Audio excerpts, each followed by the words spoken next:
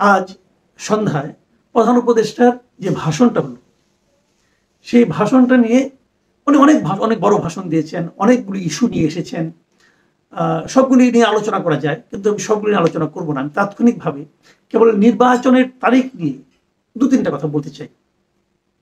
উনি ঘোষণা করেছেন যে আগামী বছরের এপ্রিলের প্রথমার্ধের শুরুর দিকের যে কোনো একদিন নির্বাচন হবে, কোনো সন্দেহ নেই।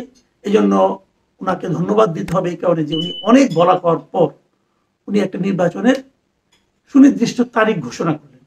আগে তো একটা অনির্দিষ্ট অবস্থায় ছিল, মানুষ বুঝতে পারছিল না কবে নির্বাচন হবে।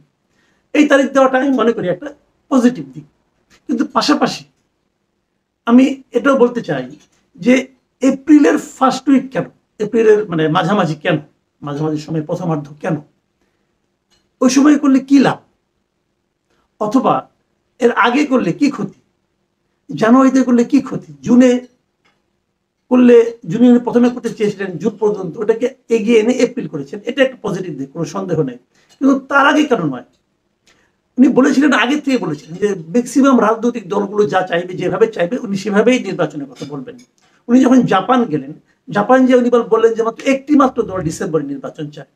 তারপরে ঐক্যমত্য কমিশনে যখন যে সভাটা হলো, দ্বিতীয় পর্যায়ের সভা, সেখানে তার সঙ্গে প্রায় 28টা রাজনৈতিক দল দেখা করেছে, এবং এই 28টা দলের মধ্যে 25টা দলই বলেছে তারা ডিসেম্বর কিংবা তার আগে নির্বাচন চায়।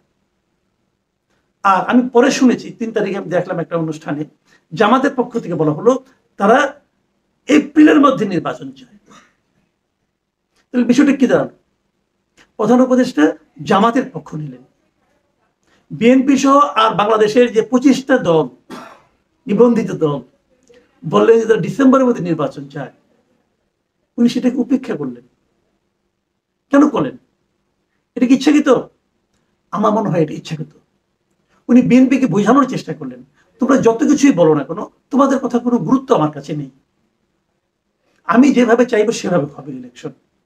এবং উনি এপ্রিলের মধ্যে, কেন এপ্রিল, এপ্রিলে কি সুবিধা, কেন এপ্রিলে পারলে ডিসেম্বরে পারবেন না, এই ব্যাখ্যাটা কিন্তু ওনার এই বিরাট ভাষণে আমি কোথাও পেলাম না।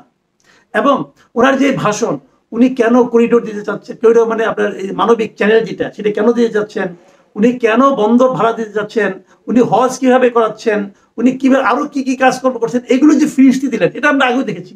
প্রত্যেকটা সরকারের মধ্যে এই ধরনের একটা টেন্ডেন্সি কাজ করতো, যে তারা সব ফিরিস্তি দিতেন, যে তারা কি কি করেছেন।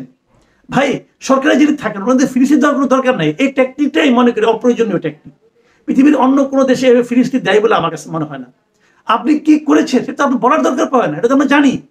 আপনি যে কাজটা করেছেন ওই কাজটা তো এই দেশের জনগণের জন্যই করেছেন। এদেশের জনগণ হিসেবে আমরা সেটা টের পাই না? আমাদের তো টের পাওয়ার কথা। যদি আমরা টের পাই সেটা আপনি বলার দরকার নাই। আর যদি আমি টের না পাই তাহলে আপনি বলে কিলাম। বাট উনি সেই আগের পদ্ধতিতে কিন্তু ভাষণটা দিলেন, উনি কি কি করেছেন, কি করলে কি হবে, কি হতে পারে, এগুলো সব বললেন। কিন্তু এগুলো ওনার মূল কাজ ছিল না। আসলে ওনার মূল কাজ হলো নির্বাচন। উনি তার সঙ্গে যুক্ত করেছেন বিচার এবং সংস্কার। সংস্কার উনি কখনোই শেষ করতে পারবেন না, এটা কখনো সম্ভব না। কারণ সংস্কারগুলি কি হবে, এগুলি সংস্কার প্রস্তাবনা আকারে থাকবে। উনি এটা বাস্তবায়ন কিভাবে করবেন, কোন আইনে বাস্তবায়ন করবেন? উনি বাস্তবায়ন করলেন, পরবর্তী সরকার এসে মানলো না, সংস্কার হলো? এই দেশের মানুষ সংস্কার পেল না তো। পরবর্তীতে যারা ক্ষমতায় আসতে পারে বলে এখন পর্যন্ত সাধারণ মানুষ ভাবছে, তাদের কথা তো উনি রাখেন নাই। এখন এই যে আপনি বিএনপির কথা রাখলেন না, তাহলে যদি বিএনপি ক্ষমতায় আসে, তো বিএনপি কি আপনার করে যাওয়া কাজগুলিকে অনার করবে? যদি না করে আপনি কি করতে পারবেন তখন? কাজে কিন্তু মাঝখান থেকে কি হলো, এই কাজগুলো করতে যে আপনি আমাদের মতো সাধারণ মানুষ যারা আছে তাদের প্রত্যাশার মৃত্যু ঘটালেন, আমাদের দুর্ভোগের মধ্যে ফেলে দিলেন। কাজে এতে লাভটা কি? আমার কি যেন মনে হয় যে এটা হলো কি, ম্যাক্সিমাম রাজনৈতিক দল, ম্যাক্সিমাম সাধারণ মানুষ, তাদের যে প্রত্যাশা, সেই প্রত্যাশাকে উনি ইগনোর করলেন, অবহেলা করলেন। এবং অবহেলা করে উনি বুঝালেন যে তোমরা সবাই যা চাও সেটা হবে না, আমি একা যা চাই তাই হবে। উনি নিজেকে সংখ্যাগরিষ্ঠ জনগণের, সংখ্যাগরিষ্ঠ রাজনৈতিক দলের প্রতিপক্ষ হিসেবে দাঁড় করালেন। কেন? আমি মাঝে মাঝে চিন্তা করি, ওনার তো বয়স হয়েছে না, পৃথিবী থেকেও যাওয়ার সময় হয়ে গেছে, উনি তো অনন্তকাল বাঁচবেন না, পৃথিবীর কেউ অনন্তকাল বাঁচে না, এটা আল্লাহর দুনিয়ার নিয়ম না। উনি যখন চলে যাবেন, উনি কি নিয়ে যাবেন?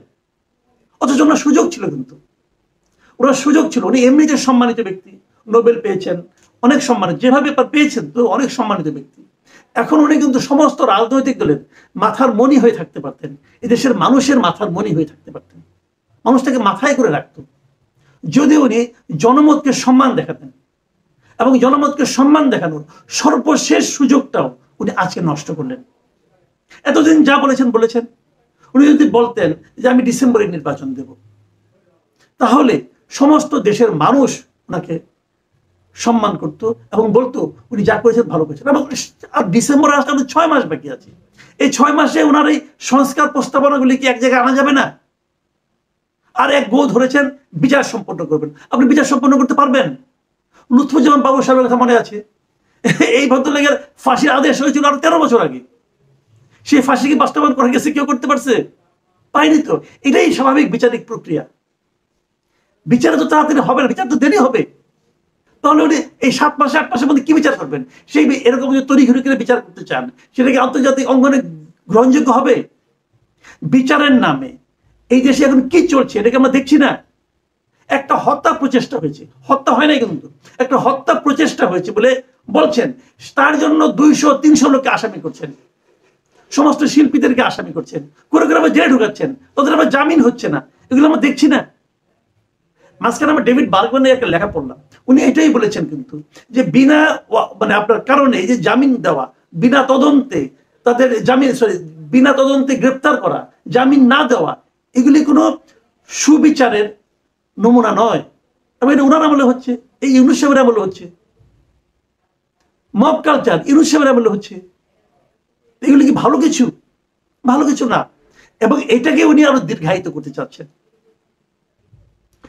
আমি জানি না শেষ পর্যন্ত বিএনপি কি করবে। আমি মনে করি বিএনপি সংঘাতে না যাওয়া ভালো। বিএনপি আজকে আলোচনায় বসেছে, হয়তো আমার এটা প্রচারিত হতে হতে বিএনপি সিদ্ধান্ত আমরা জেনে যাব, কি হবে আমি জানি না। কিন্তু আমি মনে করি উনি যখন গো ধরেছেন, দেশটাকে যেন সংঘাতের দিকে কেউ নিয়ে না যায়, আমরা সংঘাত চাই না। উনি যখন গো ধরেছেন, আমি মনে করি বিএনপি কি করবে আমি জানি না, তবে আমি মনে করি এটা নিয়ে সংঘাতের দিকে যাওয়া প্রয়োজন নাই। আর নির্বাচনটা হোক, শান্তিপূর্ণভাবে নির্বাচনটা হোক। আরেকটা কথা বলে শেষ করি, সেই নির্বাচন ডক্টর ইউনূসের অধীনে হয়। ডক্টর ইউনূস সাহেব এ পর্যন্ত যত কাজ করেছেন, সেই এনসিপির গঠন থেকে শুরু করে আজকে নির্বাচনের তারিখ ঘোষণা করা পর্যন্ত, অথবা এর আগে করলে কি ক্ষতি, জানুয়ারিতে করলে কি ক্ষতি, জুনে করলে, জুনে প্রথমে করতে চেয়েছিলেন জুন পর্যন্ত, ওটাকে এগিয়ে এনে এপ্রিল করেছেন, এটা একটা পজিটিভ দিক, কোনো সন্দেহ নাই। কিন্তু তার আগে কেন নয়? উনি বলেছিলেন, আগের থেকে বলেছিলেন যে ম্যাক্সিমাম রাজনৈতিক দলগুলো যা চাইবে, যেভাবে চাইবে উনি সেভাবেই নির্বাচনের কথা বলবেন।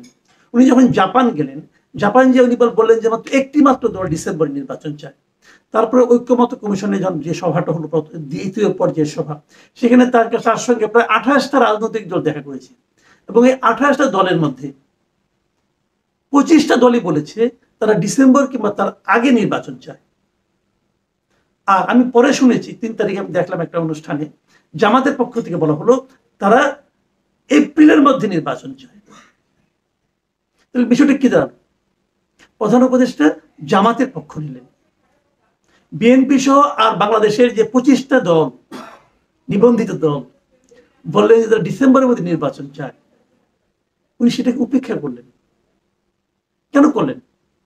এটা কি ইচ্ছাকৃত? আমার মনে হয় এটা ইচ্ছাকৃত। উনি বিএনপিকে বোঝানোর চেষ্টা করলেন, তোমরা যত কিছুই বলো না কেন, তোমাদের কথা কোনো গুরুত্ব আমার কাছে নেই, আমি যেভাবে চাইবো সেভাবে হবে ইলেকশন। এবং উনি এপ্রিলের মধ্যে, কেন এপ্রিল, এপ্রিলে কি সুবিধা, কেন এপ্রিলে পারলে ডিসেম্বরে পারবেন না, এই ব্যাখ্যাটা কিন্তু ওনার এই বিরাট ভাষণে আমি কোথাও পেলাম না। এবং ওনার যে ভাষণ, উনি কেন করিডোর দিতে চাচ্ছেন, করিডোর মানে আপনার এই মানবিক চ্যানেল যেটা, সেটা কেন দিতে চাচ্ছেন, উনি কেন বন্দর ভাড়া দিতে যাচ্ছেন, উনি হজ কিভাবে করাচ্ছেন, উনি কিভাবে আরো কি কি কাজকর্ম করছেন, এগুলো যে ফিরিস্তি দিলেন, এটা আমরা আগেও দেখেছি। প্রত্যেকটা সরকারের মধ্যে এই ধরনের একটা টেন্ডেন্সি কাজ করতো, যে তারা সব ফিরিস্তি দিতেন, যে তারা কি কি করেছেন। ভাই, সরকারে যিনি থাকেন ওনাদের ফিরিস্তি দেওয়ার কোনো দরকার নাই। এই টেকনিকটাই মনে করি অপ্রয়োজনীয় টেকনিক। পৃথিবীর অন্য কোনো দেশে ফিরিস্তি দেয় বলে আমার কাছে মনে হয় না। আপনি কি করেছেন সেটা আপনি বলার দরকার পাবেন না, এটা তো আমরা জানি। আপনি যে কাজটা করেছেন ওই কাজটা তো এই দেশের জনগণের জন্যই করেছেন। এদেশের জনগণ হিসেবে আমরা সেটা টের পাই না? আমাদের তো টের পাওয়ার কথা। যদি আমরা টের পাই সেটা আপনি বলার দরকার নাই। আর যদি আমি টের না পাই, তাহলে আপনি বলে কিলাম। বাট উনি সে আগের পদ্ধতিতে কিন্তু ভাষণটা দিলেন, উনি কি কি করেছেন, কি করলে কি হবে, কি হতে পারে, এগুলি সব বললেন।